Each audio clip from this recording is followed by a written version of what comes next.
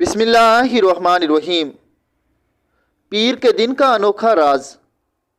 حضرت عبداللہ بن عباس رضی اللہ تعالیٰ عنہ فرماتے ہیں کہ پیر کے دن کو آقائے نامدار تاجدار مدینہ صلی اللہ علیہ وآلہ وسلم کی سیرت کے ساتھ ایک خاص مناسبت اور خصوصیات رکھتا ہے۔ وہ یہ کہ آپ پیر کے دن آپ صلی اللہ علیہ وآلہ وسلم کی ولادت باسعادت ہوئی۔ پیر ہی کے دن آپ صلی اللہ علیہ وآلہ وسلم کو نبوت ملی۔ آپ صلی اللہ علیہ وآلہ وسلم نے پیر کے دن حجر اسود کو اپنی جگہ رکھا۔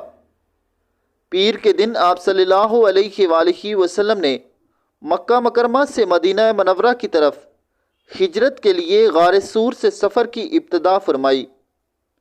پیر کے دن آپ صلی اللہ علیہ وآلہ وسلم مدینہ منورہ پہنچے۔